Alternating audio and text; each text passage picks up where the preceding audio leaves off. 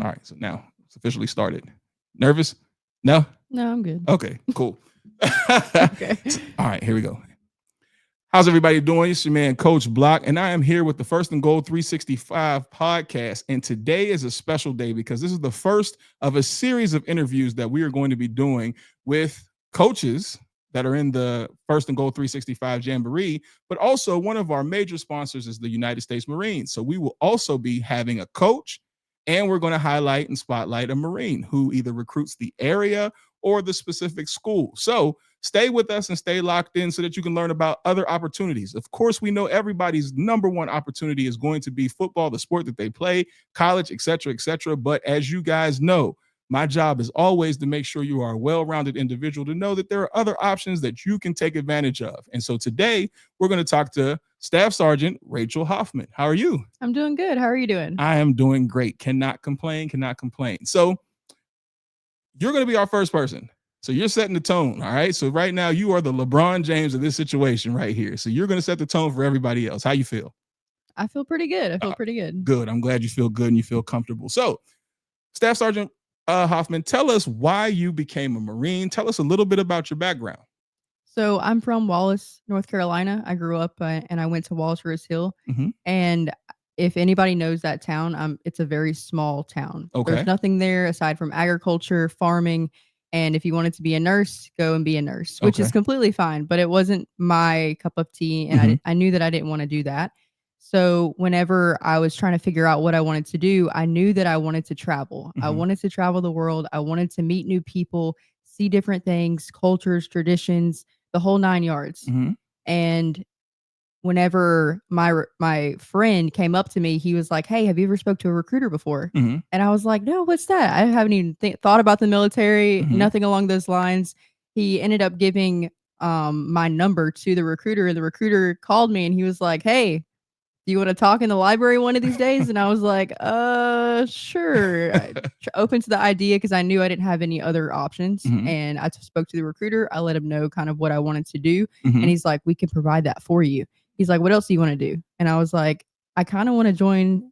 I want to join an organization that's bigger than myself. I want to make a difference. And I also want to get an education." And he started breaking down everything for me. And he was like, "We could do this. We could help you out. What do you say?" That's great. I went from there. So the one thing that I think is important to know, and we discussed a little bit off air, was that you were also an athlete too. So this is a decision that you made after having an athletic career in high school? Yes. Okay, cool. Yes. Cool. One of my mentors was one of the coaches, basketball coaches for Wallace Rose Hill, and he definitely kind of led me in that direction. He was also in the Army. So military branches, I was also in JRTC. So he kind of influenced me in that way because he knew that I was lost and he was kind of veering me in that direction. Like, "Hey, this would be a good option for you because I see all these things and all the potential that you could potentially do and have." Cool. And we're going to talk a little bit later about how the connection of just some of the things that you're learning in or have learned in the Marines is parallel with what you learned in athletics. So we're going to get to that in a minute. So my next question is was there a moment in your journey where you knew that I made the right decision? Like, this is it. Because in first you might be a little bit, shaky about, did I make the right decision? But when did that aha moment happen? Or like, as we say, when did the light go off that I made the right decision? I was in boot camp, and in the Marines, boot camp is 13 weeks long. So at the very end of boot camp, you have this big culminating event called the Crucible, and it's everything that you've done leading up into that point. It's like a test to see if you can make it. And there's people, guys and girls to the left and to the right. It's very challenging to get through. They're like pushing, trying to get through it, and just knowing that they have my back. They are there with me. They're there helping me every step of the way. And that team building, that team effort really like did it for me. That was it. Me knowing that I'm where I'm supposed to be at this time, in this moment in time. And I know that no one can ever take this away. And I'll always remember this. When you say no one can take this away from you, tell us what it means to put the uniform on. What does that mean to know, like you said, that you're in something that is bigger than yourself? Yeah. So I think what that means to me is like I'm wearing my last name and I'm representing my family. And my grandfather, he was also in the Marines, so Oh, awesome. I'm keeping that tradition alive. Mm-hmm. And whenever I put the uniform on and I reminisce on all the experiences that I've been through, all the places that I've been, all the things that I've done to support the country, I think it makes me feel like I've accomplished just that. I've done things that most people probably wouldn't think of Mm-hmm. just by saying yes, I'm going to commit myself to this organization and I'm going to make a difference. Mm-hmm. Now the Marines are known for like discipline, honor, the cream of the Yes. crop. You get what I'm saying? Like Yes. you hear jokes about Air Force and all that stuff, but you never hear anybody joke about the Marines.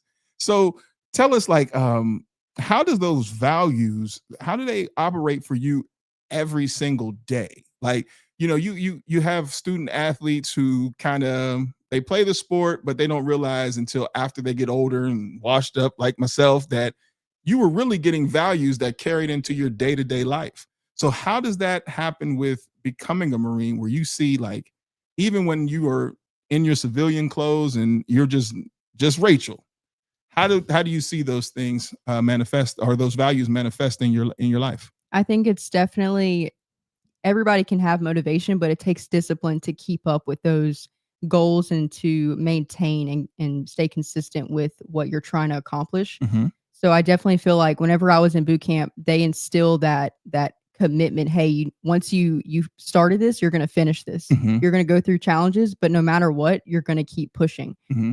You're going to wake up at a certain time. You're going to do things at a certain time because this is the ultimate goal is to become a Marine. The Mm-hmm. ultimate goal is to succeed. And Mm-hmm. you have to do these things to do that. And Mm-hmm. that kind of brought me into whenever I got to my job and I started learning about my job. And whenever I deployed, being doing things at a certain time and doing things at a certain way with people that we built connections with Mm-hmm. and talking to people in certain ways to make sure that we understand that all kind of tied together to help accomplish the mission. Right. So So then, what advice would you give a student athlete who wants to grow as a leader? So what type of values?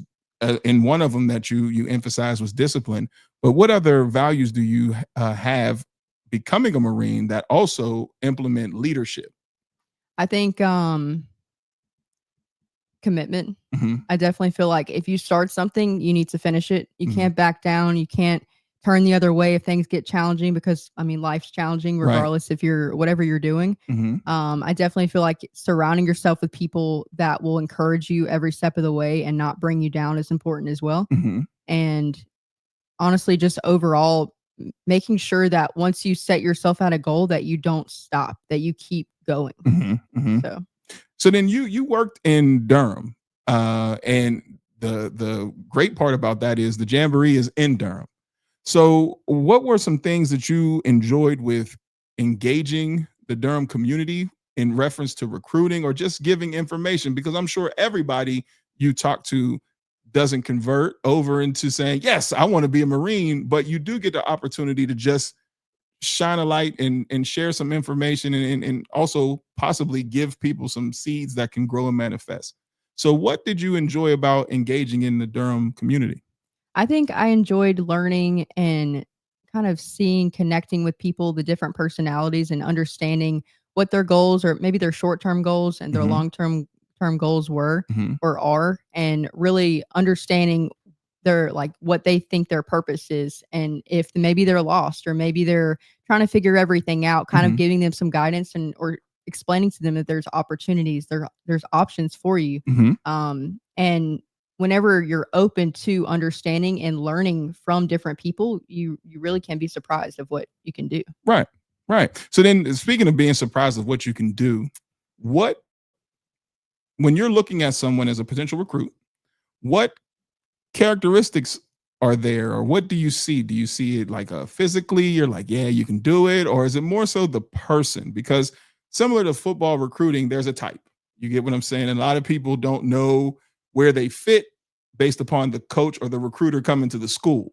But when you're coming to look at a person and their potential, what do you look at as far as an ideal recruit for the Marines? So I observe their mentality. Mm-hmm. If they have that mentality where they're if they start something, they're gonna finish it. Mm-hmm. If they have that mentality where they're a hard worker, they're whenever they basically, like, whenever they are at school, they're respectful of their teachers, they're respectful of other people, Mm-hmm. kind of that overall, like, good person. Mm-hmm. There may be some things here and there that they need to work on, but that's okay. That's everybody. Mm-hmm. And then also they're committed to they may not necessarily be like completely in shape, but they're committed to working To themselves to getting there. get in shape. Mm-hmm. Yes. And what unexpected opportunities can a student athlete find by becoming a Marine? Like, so what was something that you're like, I'm a Marine and okay, I'm here. Life is good. And then all of a sudden there was something like, I didn't know that. What is something that they can experience that it's like, you know, you have to be a Marine to experience this? Are you talking in regards to like the opportunities that the Marines The have? opportunities that they have, or even just some of the relationships that you've encountered with just higher ups when you're noticing doors open up, an opportunity of that as well. So really the whole gambit. So whatever area you'd like to talk about. Yes, so there are so many opportunities that the Marine Corps has that I've definitely taken advantage of. Mm-hmm. One of them is educational opportunities. Mm-hmm. So right after high school, I wasn't super fond of going to school right after getting out of school. Okay. I wanted to try to figure out how to start a career and then have a secondary, like have the education kind of go after like 2 or 3 years. I Mm-hmm. wanted to get an education.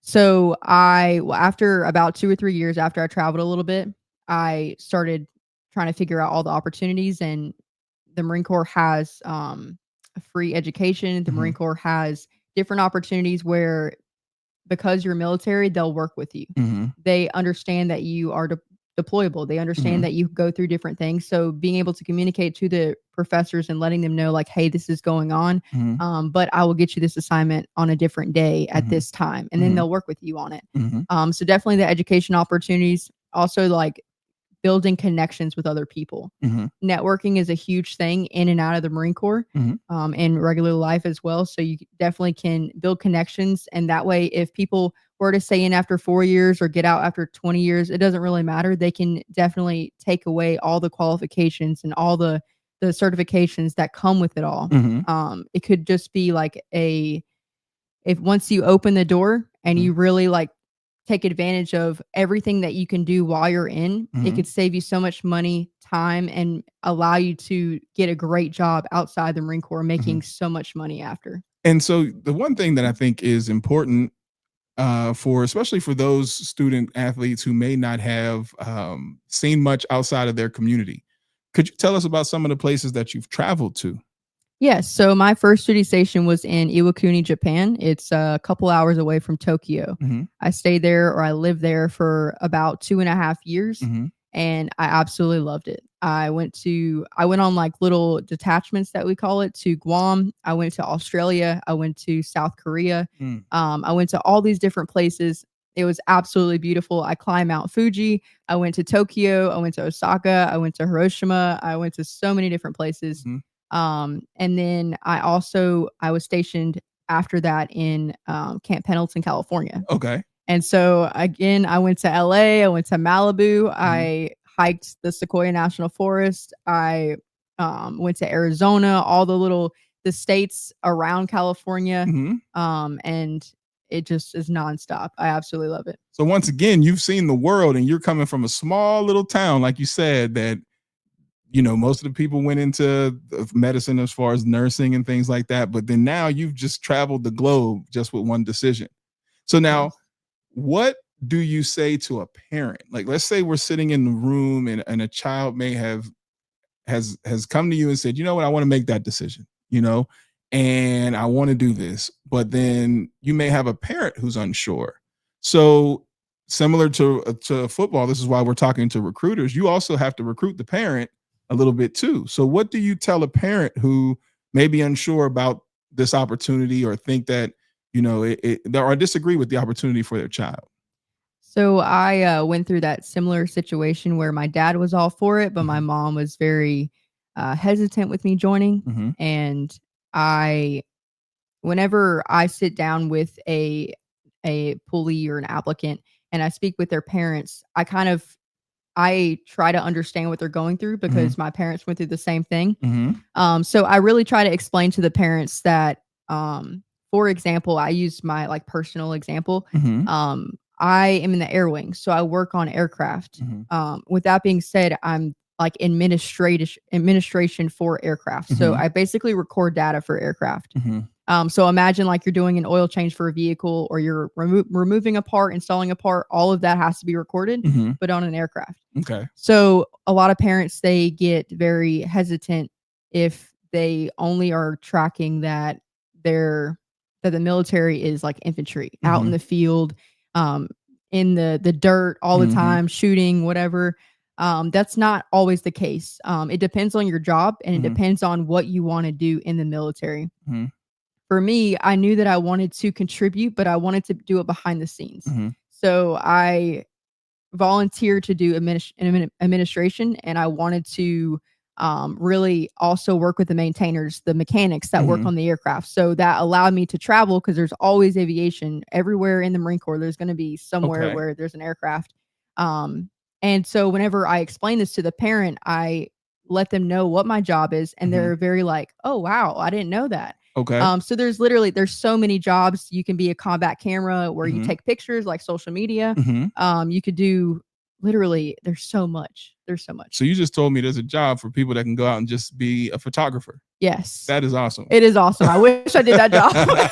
That's why I said it. Yeah, that's awesome. So before we go, one, you did a fantastic job. So I just want you to say that you did a fantastic job. But before we go, what is something that you want someone to remember about engaging you and the potential opportunity about the Marines? So what is something that you want them to, a pondering point that they can go home and think about a little bit and say, maybe I should make that phone call?